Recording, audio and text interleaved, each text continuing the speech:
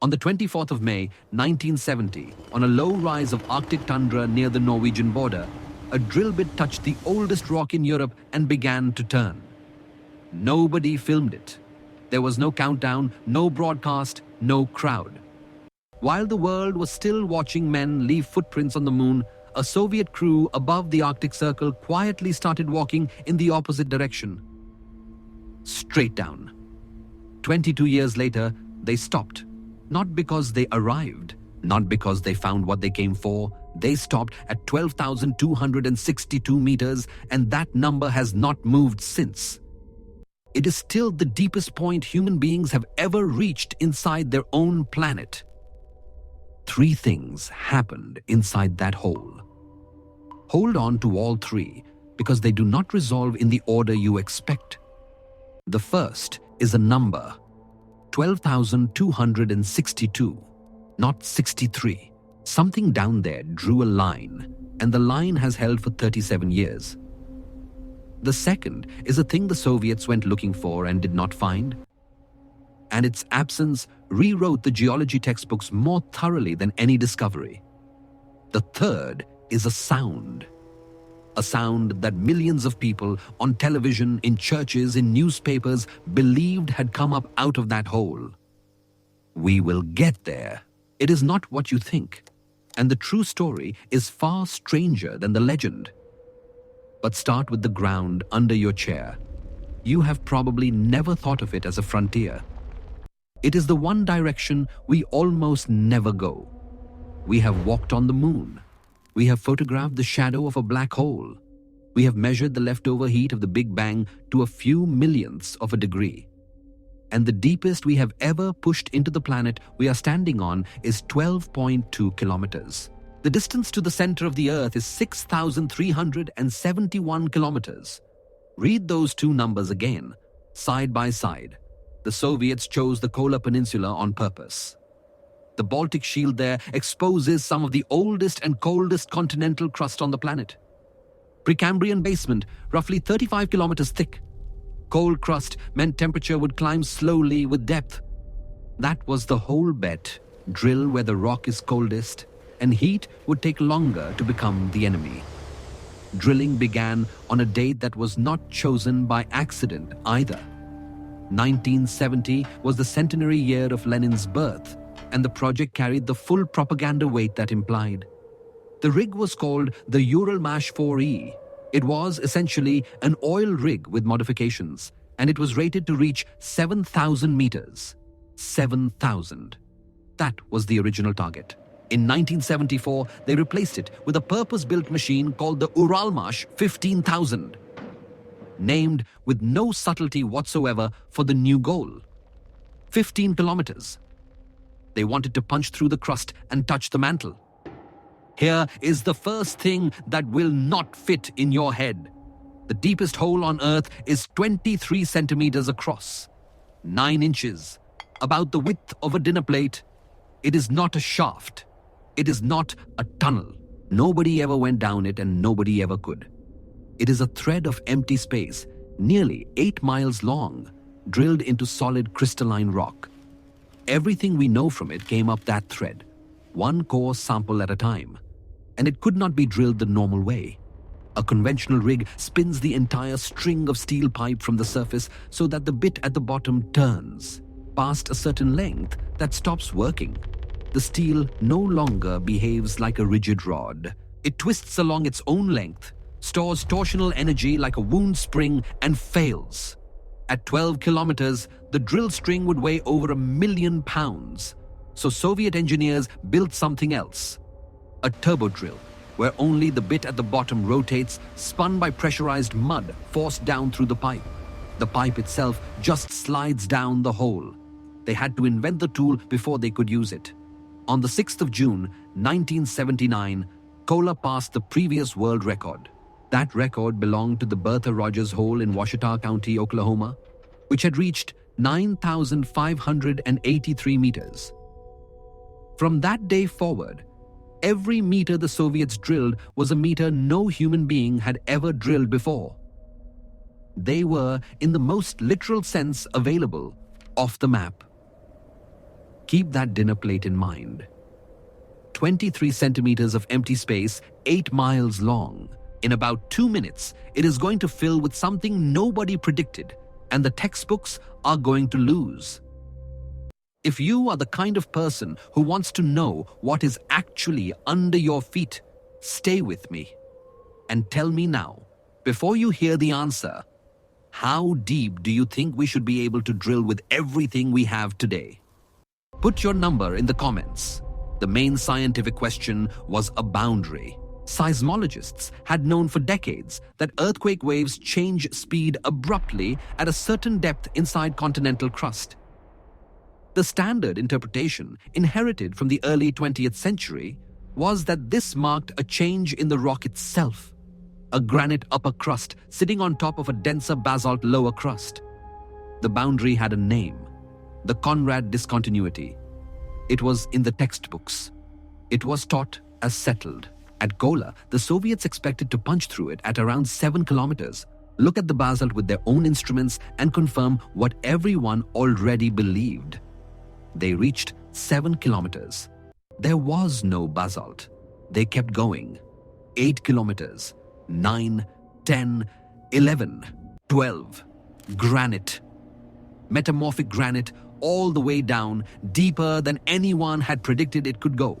The basalt layer that the entire model of continental crust was built on did not exist under the Kola Peninsula. It had never existed. What the seismologists had been reading was not a change from one rock to another. It was a change inside the granite. The same rock, transformed by heat and pressure into something that bounces seismic waves differently. Sit with that for a second. The single most important result of the deepest hole ever drilled is a thing that was not there. They did not discover something. They discovered an absence, and the absence was enough to force a rewrite. Every model of the continental crust that assumed a granite over basalt sandwich had to be reconsidered. 20 years of drilling, and the headline finding is that the map was wrong, and the hole was not finished with them. At depths where every geological model insisted it could not exist, the drill found free liquid water. Not water that had seeped down from the surface. The rock above was impermeable. It had nowhere to seep from. This water appeared to have been squeezed out of the minerals themselves, forced from the crystal structure of the rock by pressure and heat, and then trapped because there was nothing above it porous enough to let it escape. A hidden hydrological system running in total darkness, in rock that textbooks described as dry. Then, at 6,700 meters, they pulled up something that should not have been possible. Fossils. 24 species of microscopic plankton, roughly 2 billion years old and intact. Not smeared, not cooked, not crushed. Preserved. Whole. They had survived heat and pressure that should have destroyed any trace of them, apparently protected by organic carbon and nitrogen compounds that had wrapped around them and held. 2 billion years ago, these were single-celled organisms drifting in shallow water at the surface of a young Earth. Then the crust folded, and they went down, and they stayed down, and in 1980-something, a Soviet drill bit brought them back up through a hole the width of a dinner plate. And the whole time, the well was breathing. Hydrogen gas came bubbling up the borehole continuously. So much of it that the drilling mud coming out of the hole was described as boiling. Helium, nitrogen, carbon dioxide. The Earth at that depth was exhaling. Here is the mismatch, and I want to name it plainly. We have direct, physical, hold-it-in-your-hand samples from exactly one place deeper than 10 kilometers inside our own planet. 1. Everything else. Every diagram of the Earth's interior you have ever seen, every colored cross-section in every classroom, is inference. Seismic waves, magnetic readings, simulations. And the one time we actually went and looked, the model turned out to be wrong. So think about what you were taught, and then ask yourself how much of it was ever checked. Drop it in the comments. What is something you were taught as fact that turned out to be a guess. Now, why did it stop? The answer is heat, and the heat arrived early. The whole premise of drilling on the Baltic Shield was that cold crust would give them room. It did, for a while. The temperature climbed roughly as predicted through the upper kilometers. Then it stopped obeying. At the target depth, engineers had planned for something around 100 degrees Celsius. At 12,262 meters, the rock was at 180 degrees. Almost double.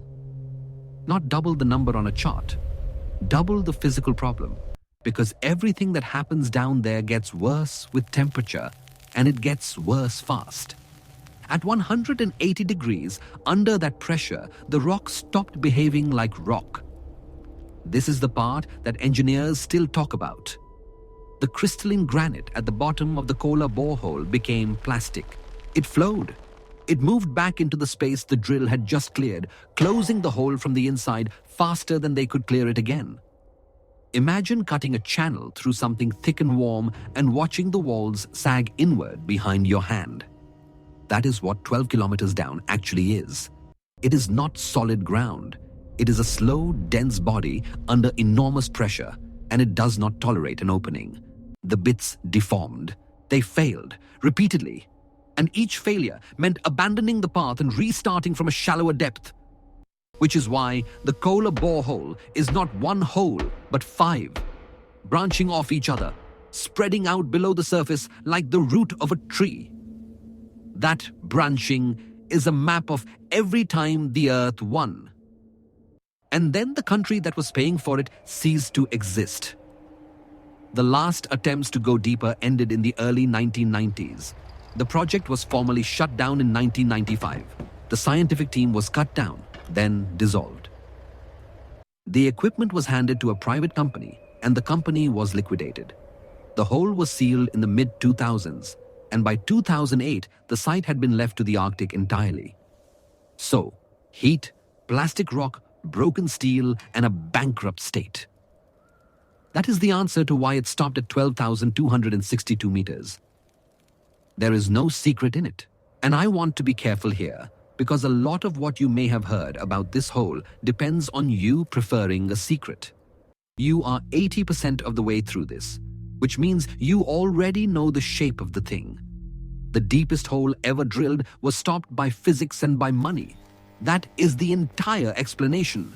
Now watch how many people needed it to be something else, and how easily they got what they needed. Save this one. You are going to want to send it to somebody. In 1989, the same year Kola reached its final depth, a story began to circulate. Soviet engineers, it said, drilling in Siberia, had gone down 14.4 kilometers and broken through into an open cavity. The temperature inside was 1,000 degrees Celsius. They lowered a heat-resistant microphone, and what came back up the wire was screaming, human voices, thousands of them in agony. The crew fled. The team leader was named Mr. Azakov. Every detail in that paragraph is invented. It was not in Siberia. It was on the Kola Peninsula, 2,000 kilometers away, near Norway.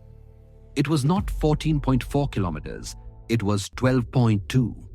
It was not 1,000 degrees. It was 180. There was no cavity, no microphone, and there is no Mr. Azakov. The story was traced by a researcher named Rich Buhler, who followed it backward through a chain of newsletters until it reached a Finnish Christian publication called Valtajat in July of 1989. From there, it crossed the Atlantic and landed on the Trinity Broadcasting Network in the United States, which put it on the air as evidence that hell is a physical place with a physical location, and that Soviet drilling equipment had found it. And then it gets better, in the worst possible way. A Norwegian schoolteacher named Åge Rendalen was visiting the United States when he saw the broadcast. He did not believe a word of it, and he decided to find out how far the network would go. So he wrote to them. He claimed that back in Norway, he had found a factual account confirming everything, and that there was more. A bat-like figure, he said, had risen out of the borehole and blazed a trail across the Russian sky. As proof, He enclosed a Norwegian newspaper article along with his own English translation. The Norwegian article was real. It was about a local building inspector. The translation was fabricated from beginning to end. Rendalen included his own full name, his home address, his telephone number, and the contact details of a pastor friend who was standing by, ready to confess the whole thing to anyone who called to check. Nobody called. The Trinity Broadcasting Network aired it. As evidence, the screams themselves, the audio file that spread across the internet for the next 3 decades, that got replayed on late-night radio, that still turns up in videos today, were assembled out of sound effects. The clip has been identified repeatedly as coming from the soundtrack of a horror film released in 1972, looped and layered. That is the sound of hell. It is a film score. Here is what I find genuinely difficult about that story. And it is not the credulity. It is the trade. Somebody was offered the real Kola borehole. A 23-centimeter thread of nothing, 8 miles into Precambrian rock. 2 billion-year-old plankton coming up intact. The crust exhaling hydrogen. A missing layer that broke the textbooks, and rock so hot it flowed like something poured. And they looked at all of that and decided it wasn't interesting enough. So, they invented a demon. The record, meanwhile, has not been touched. The Americans tried first and gave up fastest. Project Mahole, launched in 1958, was going to drill through the thin oceanic crust and reach the mantle from the sea floor. It got 183 meters into the seabed before Congress cut the funding in 1966. Germany drilled the KTB borehole in Bavaria between 1987 and 1995 and stopped at 9,101 meters when temperatures passed 260 degrees Celsius. In May of 2008, a well in Qatar, Al Shaheen, reached a total bore length of 12,289 meters. That is longer than Kola. It does not count. And here is why. It is an extended reach well, drilled at an angle, running more than 10,000 meters horizontally. Length is not depth. It traveled sideways through the crust. Kola went down. And then China. In May of 2023, drilling began on a scientific borehole in the Taklamakan Desert in the Tarim Basin called Shenditak-1. At 2:48 in the afternoon on the 4th of March 2024, it passed 10,000 meters. Down there, the temperature runs above 210 degrees Celsius, and the pressure passes 145 megapascals, greater than the crushing force at the bottom of the Mariana Trench. On the 20th of February 2025, they finished. Final depth, 10,910 meters. It took roughly 580 days of drilling, and about 300 of those days, more than half, were spent on the last 910 meters. It is now the second deepest vertical hole on Earth. It is 1,352 meters short of a Soviet drill bit that stopped turning in 1989. Every meter deeper costs exponentially more than the meter above it. That is not an engineering complaint. It is the shape of the problem. Heat rises with depth, and heat softens steel and softens rock. And the softer the rock gets, the more it flows back into the hole you just made, and the flowing rock breaks the bit, and you start again from higher up. There is no material we currently possess that wins that argument at 15 kilometers. The Soviets did not fail to reach the mantle because they lacked ambition or money or nerve. They failed because at some depth, the planet stops being a thing you can drill and becomes a thing that closes. We went 1/3 of the way through the crust at Kola. Not the planet, the crust, the outermost skin. So here is where it actually ends. Somewhere on the Kola Peninsula, in a field of rusting concrete, there is a steel cap welded flat into the ground. It is about the size of a dinner plate. Snow collects on it. Sightseers photograph it and leave. And underneath that plate, There are 8 miles of empty space running down into rock that is 2.7 billion years old and 180 degrees hot. Rock that does not know the Soviet Union collapsed, does not know the funding stopped, does not know anyone is watching. It is doing now exactly what it was doing in 1989. It is flowing, slowly, patiently. The deepest hole humanity has ever made is closing itself. We reached 12,262 meters, and the Earth is taking it back. So tell me, in the comments, now that you know what was actually down there and what people chose to believe instead, which one would you have believed? Answer honestly. That is the whole test.